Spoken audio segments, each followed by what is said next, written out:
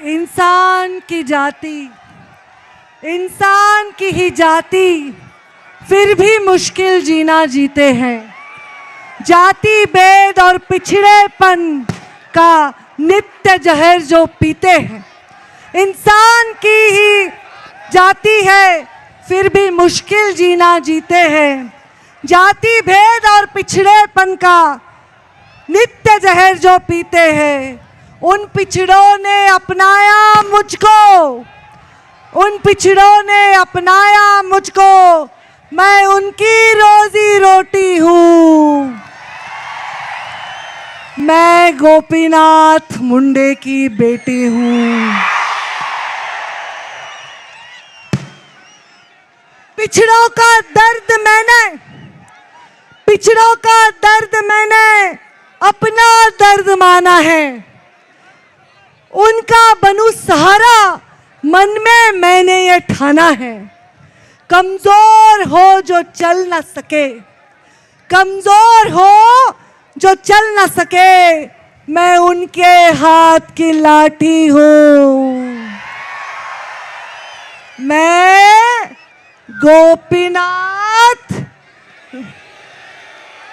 बेटी हूँ। मैं गोपीनाथ मुंडे की बेटी हूँ। आज राष्ट्रसंत माझ्यासाठी माझ्या पित्याची जशी मी लेक आहे तशीच ज्यांची मी लेक आहे असं मला वाटतं। ते माझ्या मागे इतके देखणे इतके सुंदर आहा। ते पागोट तो हार ती ज्ञानेश्वरी बैसुनी पाण्यावरी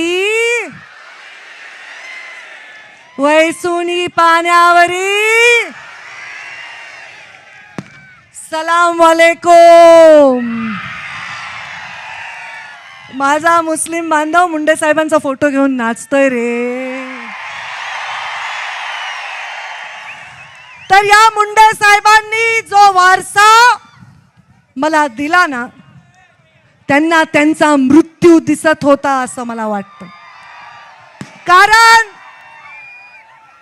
त्यांनी भगवान गडावरून शेवटचं वाक्य जे म्हणले ते मला यावेळी गडावरून दिल्ली नाही, मुंबई नाही, मला गडावरून पंकजा मुंडे दिसते। पंकजा त्यांनी मला त्यातून जो संदेश दिलाय तो संदेश मी खरा करून दाखवला। मला जीवनामध्ये काही उभारता आलं नसेल पण मी भगवान भक्तिगड निर्माण केला। माझ्या भगवान बाबांच्या जन्मगावी, या पवित्र गावी, या पवित्र माती जिथे वैभव संपन्न भगवान बाबांचा जन्म झाला, त्या भगवान बाबांच्या जन्मगावी मी आले आणि या गावातल्या लोकांनी सांगितलं ताई इथं घ्या मेळावा। मी म्हणलं पुन्हा तुम्ही म्हणताल इथं घेऊ नका तर मी कुठं जाऊ। आज काही लोक मला फोन करत होते, अरे तुमच्या मेळ्यावर एवढे अमुक तमुक तमुक तमुक सगळे लोक यायलेत, तुम्हाला पुढच्या वेळी इथून काढतील। मी म्हणलं आम्हाला काय, आम्ही भगवान बाबाचा झेंडा घेऊन पुन्हा शेतात जाऊन उभं राहू, आम्हाला काही नाही। पण या भगवान बाबांच्या सुंदर कार्यक्रमाला मंचावर विराजमान हे कळलं महाराष्ट्राची वाघीण आहे, वाघीण। आता का बसा। या भगवान बाबांच्या या पवित्र आपला दसरा आपली परंपरा या कार्यक्रमाला आवर्जून मंचावर उपस्थित राष्ट्रवादी पक्षाचे नेते, या जिल्ह्याचे पालकमंत्री, राज्याचे कृषी मंत्री, माझे भाऊ धनु भाऊ,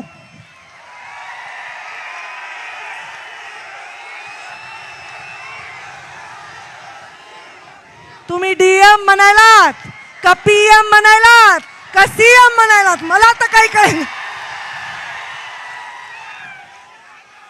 आता हे पहा, मला जे बोलू देत नाही त्याच्यावर लक्ष आहे माझं. कोणाच्या गावचं आहे कुठलं आहे बरोबर कळतंय. जरा का बसा. मंचावर विराजमान आमच्या बहीण, माझ्या धाकटी बहीण, माझी लाडकी बहीण, माझा जीव की प्राण प्रीतम मुंडे. तिच्या बाजूला बसलाय बघा एक गोरा गोरा मुलगा. उभा राहा बरं जरा बेटा.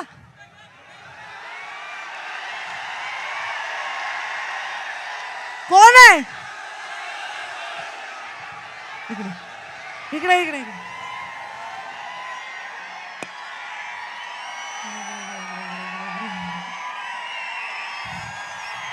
ते पुढे या म्हणतात. हा माझ्यापेक्षा फार उंच पण छोटासा आहे. माझा मुलगा आर्यमन भगवान बाबाच्या दर्शनाला आलाय. जाऊ. त्याला मी का बोलवलं इथे? तो भगवान बाबाच्या दर्शनाला आलाय. तुम्हाला वाटत असेल आर्यमन मला खूप प्रिय आहे, वाटतंय का नाही? असेल का नाही? जीवाहून जास्त लेकरू. पण त्याला मी सांगितलंय तुझ्यापेक्षा सुद्धा मला हे लोक जास्त प्रिय, कारण माझ्यावर GST ची छापा पडला तर 12 कोटी जमा केले बहादरांनी. माझा निवडणुकीचा निकाल लागला. अरे जीव दिला रे लेकरांनी माझ्या. आणि मला सांगा पोटच्या लेकरापेक्षा तुमच्यावर माया करते की नाही? तुम्ही तुमच्या लेकरांच्या पेक्षा आई बापापेक्षा मला जीव लावता की नाही? बस मला आता अजून काहीच नाही पाहिजे, अजून काहीच नाही पाहिजे.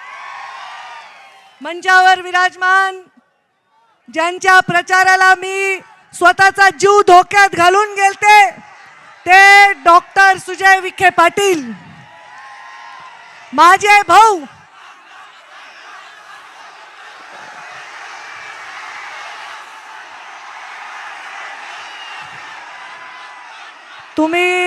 मी दसऱ्याला पुढच्या वेळी कॅन्सल करीन. दसरा मेळाव्यात चालत नाही असं. शांत बसा. अरे थांबा ना, मग काय करू? थांबा जरा, नाव आहे त्याचं, ग बसा. मंचावर उपस्थित महादेवराव जानकर, इज्जत करा मंचावरच्या लोकांची. दसरा मेळावा 10 वर्ष झाले गेले मी. महादेवराव जानकर आमचे बंधू. पिवळा शर्ट. किती पिवळा शर्ट आहे तुमच्याकडे? हां. आणि थांबा जरा, त्यांच्या बाजूला कुठे ते गोंडस लेकरू?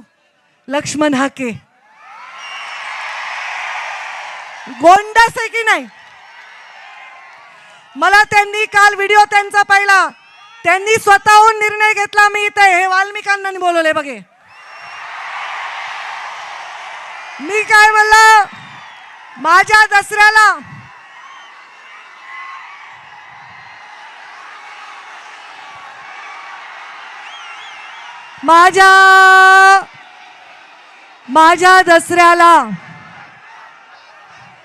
माझ्या दसऱ्याला मी कोणालाही निमंत्रण देत नाही, परंतु माझा सन्मान ठेवून आलेल्या लक्ष्मण हाकेंचे मी स्वागत करते. आणि मुंडे साहेबांच्या आणि भगवान बाबांच्या स्मृतीला त्यांनी वंदन केलं. मंचावर उपस्थित माझी बहीण, आपल्या शेजारच्याच आमदार मोनिका राजळे, आमचे ज्यांच्याशिवाय कार्यक्रमात करमतच नाही टोपीवाले. उभा राहा. शिवाजीराव कर्डिले, ज्यांनी भाषण केलं सगळ्या महिलांच्या वतीने. मेघना बोर्डीकर आमदार, त्यांच्या शेजारी टोपी घालून बसलेली आमची नमिता मुंदडा आमदार. तसेच मंचावर उपस्थित आमचे ज्येष्ठ मार्गदर्शक भीमरावजी धोंडे, माजी आमदार. आणि तिकडे बाजूलाच बसले ते सुरेश धस अण्णा, आणि आमचे नाना करपे आणि आमचे वाघमारे दादा. उभा राहा. ते बघा वाघमारे उपोषण केलं जीवापाड तुमच्यासाठी.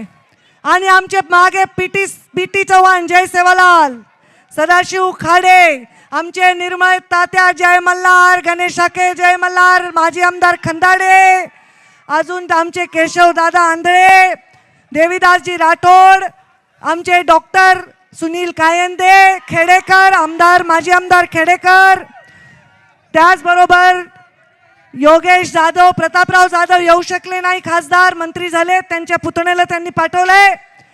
आणि आमच्या आईसाहेब राधाताई सानप, राम कुलकर्णी, सुदाम महाराज पानेगावकर, यश बाळासाहेब अजबे, गोकुळ दौंड, अरुण मुंडे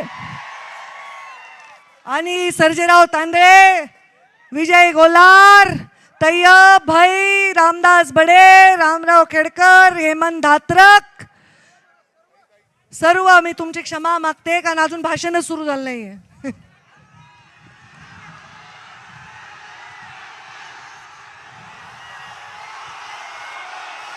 कुठे रे ते?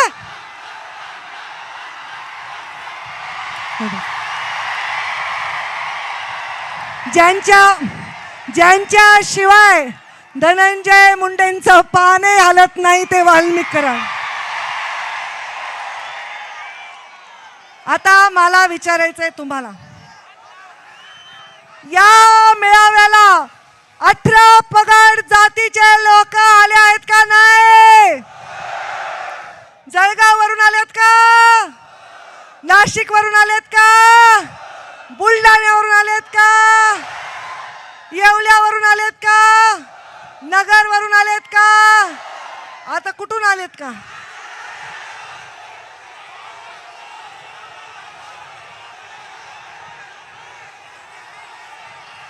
आता ऐकू येईना. गंगाखेड, जिंतूर, परभणी, नांदेड, अकोला, अमरावती, बुलढाणा, वाशिम, पुणे, पिंपरी चिंचवड आलेत.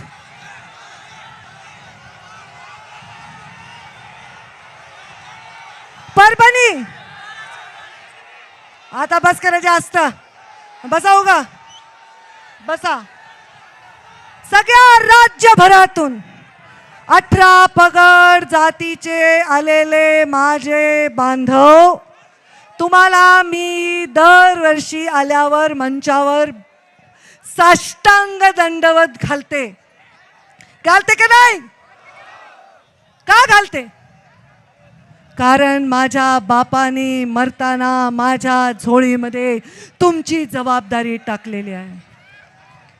तुम्ही मला जिंकवलं तेव्हा मला इज्जतच दिली, पण माझा पराभव झाल्यानंतर त्याहूनही जास्त इज्जत दिले.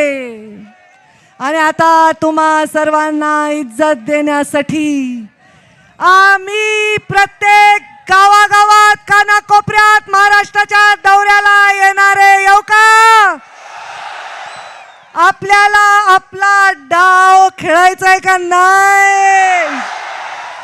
आपल्याला 18 पगड जातीच्या या मंचावर सगळ्या जातीचे लोक नाहीत, सगळ्या धर्माचे लोक इथं आले नाहीत. माझे बौद्ध बांधव आलेत, माझे मुस्लिम बांधव आलेत की नाही? आता एक पोलिसाची लहान लेकरू मुसलमान मुलगी होती, माझ्या मांडीवर बसून फोटो काढला. ताई तुमची खूप फॅन आहे, तुमचं खूप नाव घेते. का बरं? का? मी म्हणलं हे शासकीय कार्यक्रम नाही आहे, लाभार्थी संमेलन नाही आहे, हे ज्याला काहीच लाभ नाही त्या मोठा जिगरा असणाऱ्या लोकांचा कार्यक्रम आहे. अरे ऊस तोडणाऱ्या कोयत्यावर गोपीनाथ मुंडेचं नाव लिहिणाऱ्यांचा कार्यक्रम आहे. किती मिळाली भाववाढ? किती एवढ्या वर्षी किती घेऊन आलात? आता मतदान केल्याशिवाय जाऊ नका रे बाबांनो, गडबड करताल बर का तुम्ही. मी म्हणल्याशिवाय ऊस तोडायला जायचं वचन द्या मला. भगवान बाबांनी आपल्याला आध्यात्मिक शिक्षण का दिलं बरं? का?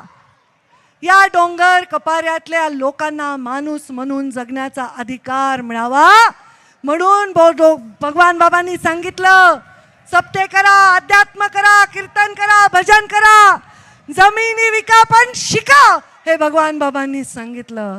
तरीही माझ्या ऊसतोड कामगारांना आजही लेकरं पाठीवर बांधून ऊस तोडावा लागतो. लोक म्हणतील तुम्हाला काय फरक पडतो? मला फरक पडतो. मला वाईट वाटतं, माझ्या आत्म्याला वेदना होतात. आणि पुढचे 20 वर्ष लागो, 30 वर्ष लागो, मी माझ्या या ऊस तोडणाऱ्यांचं जीवन बदलल्याशिवाय माझा शेवटचा श्वास घेऊ शकणार नाही. अरे तुमच्या लेकरांच्या अंगावरचा मळका शर्ट बघून, तुमच्या लेकरांच्या हातामधला तुटका खेळणं बघून माझ्या जीवाला काय वाटतंय मला सांगता येणार नाही. भगवान बाबाच्या साक्षीने सांगते. पंकजा मुंडे खोटं बोलते का? पंकजा मुंडे थापा मारते का? पंकजा मुंडे काही अंधारात एक उजेडात एक वागते का? आणि कुणाला घाबरते का? अंधारातून भेटते का कुणाला जाऊन? कुणाला घाबरत नाही. मी घाबरते ते या समोरच्या मैदानात माझ्या भाषण ऐकायला लोक नसतील त्या दिवसाला घाबरते. मी भगवान बाबांना प्रार्थना करीन असा दिवस सुद्धा उजाडू देऊ नका. तुमचं जीवन भलं करायचंय रे, भांडायचंय तुमच्यासाठी. तुम्हाला विमा मिळवून द्यायचा आहे, तुम्हाला शेतीच्या पिकाला भाव मिळवून द्यायचा आहे, तुमच्या गावापर्यंत रस्ते द्यायचे, विकास करायचा आहे, शाळा शिक्षण या सगळ्या गोष्टी करायच्या. केलं की नाही मंत्री असताना सांगा बरं? राज्यभरातून तुम्ही आलात. कर्डिले साहेब नेहमी सांगतात, अहो ताई एवढे रस्ते केले, मी तर मागितलेच नव्हते. न मागता रस्ते दिले, न मागता विकास दिला. या बीड जिल्ह्याला ऐतिहासिक विमा दिला. या बीड जिल्ह्याच्या गरीब माणसाचं मी भलं करण्यासाठी काम केलं. एकही गाव सोडलं नाही. गावात मायनस बूथ असलं तरी तेवढाच निधी दिलाय जिथे 90% मतदान आहे. कधीच भेदभाव केला नाही रे. आता यावेळेस गडबड झाली, जाऊ द्या त्याचं.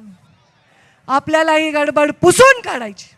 या राज्यातल्या प्रत्येक जातीच्या माणसाला विश्वास वाटावा असं नेतृत्व गोपीनाथ मुंडे होते की नाही? छत्रपतींच्या घराण्यांनी पण मुंडे साहेबांवर किती प्रेम केलंय. मी उदयनराजे, छत्रपती उदयनराजेंच्या घरी गेले होते साताऱ्याला सभेला. हाताला धरून मला घरात नेलं. त्यांच्या देवघरामध्ये माझ्या हाताने आरती केली आणि मला एका ठिकाणी नेलं दाखवलं. त्यांच्या वडिलांचा फोटो आहे आणि बाजूच्या खांबावर गोपीनाथ मुंडेंचा फोटो लावला. अरे काय काय झालंय आज समाजाला? एखाद्याने गाडीने एखाद्या लेकराला उडवलं तर लोक विचारतात गाडीच्या ड्रायव्हरची जात काय आणि उडवणाऱ्याची जात काय. एखाद्या नराधमाने एखाद्या लहान चिमुकलीचा जीव घेतला, तिच्यावर अत्याचार केला, तर लोक विचारतात त्या मुलीची जात काय आणि अत्याचार करण्याची जात काय. हा असा समाज घडवण्यासाठी आम्ही आमच्या आयुष्यातले 22 वर्ष खपवले नाहीत. आम्हाला असा समाज घडवायचा नाही. आम्हाला अधिकाऱ्याचा CR बघूनच त्याला काम द्यायचंय. जात बघून देणाऱ्याची औलाद गोपीनाथ मुंडेची नाही. आम्हाला काम करणाऱ्या माणसाच्या पाठीमागे उभं राहायचंय. उगीच जातीवर स्वार होणाऱ्या कोणाच्याही पाठीवर उभं राहायचं नाही. मला या देशामध्ये, या राज्यामध्ये कोणी एखादी फाईल समोर आणली आणि एखाद्या अधिकाऱ्याचं काम असलं की हळूच ते म्हणते ताई आपला जवळचा आहे, आपला पाहुणा आहे. अरे त्याच्यावर विनयभंगाची केस आहे ना, कसला पाहुणा? असल्या गोष्टी करायला भगवान बाबा माफ करतील का? भगवान बाबांनी जीवनामध्ये जगण्यासाठी फक्त आणि फक्त एक उत्तम चरित्राचं उदाहरण दिलंय. आठवा, भगवान बाबा का आले भगवान गडावर, धौम्यगडावर? आठवा आठवा. अरे नुसता आरोप झाला तरी प्रचंड वेदना देणारं कृत्य करून स्वतःचं सत्व ज्यांनी दाखवलंय त्या भगवान बाबांची लेक आहे मी. इथे चालणारच नाही चूक, इथे खपणारच नाही पाप. सामान्य गरीब भाबड्या बोळ्या जनतेसाठी काम करण्यासाठी मी आहे, राजकारणाला चिटकून बसण्यासाठी नाही. अरे काय सगळे म्हणायचे आमदार झाल्या, आमदार झाल्या, आमदार झाल्या. काय आमदार झाले तर? अरे माझे त्या 5 लेकरांनी जीव दिलाय रे. काय त्या आमदारकीचं गोड वाटणार आहे मला सांगा? 5 वर्ष या मेळाव्याला एवढ्याच गर्दीने तुम्ही आलात. होतं का माझ्या मागे आमदारकी, खासदारकी, पद, मंत्रीपद, पैसा, अडका, व्यवस्था, शासन होतं का? तरी आलात.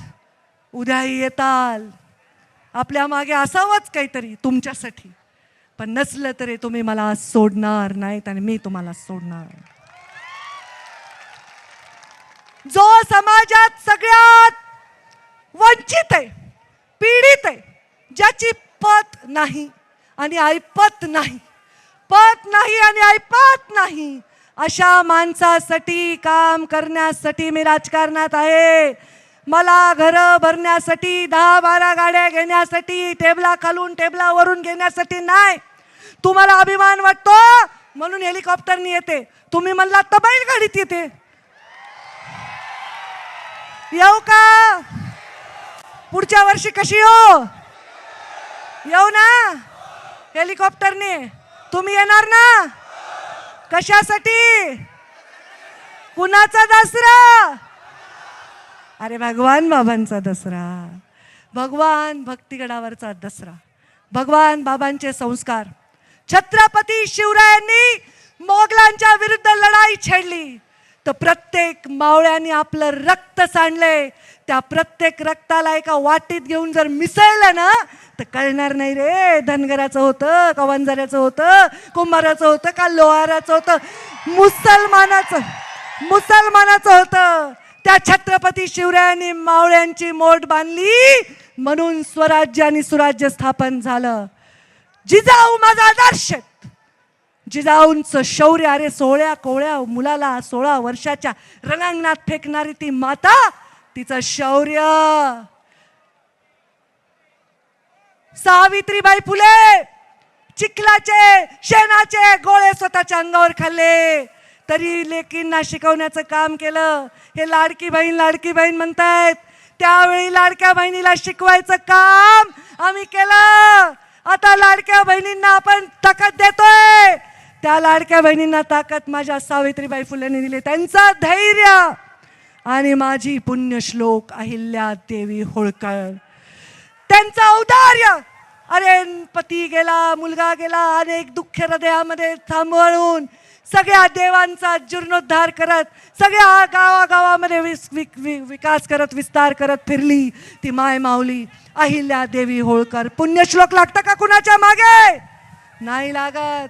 अरे बाबासाहेब आंबेडकर म्हणायचे, शिक्षण हे वाघिणीचं दूध आहे, पिल्याला गुरगुरल्याशिवाय राहत नाही.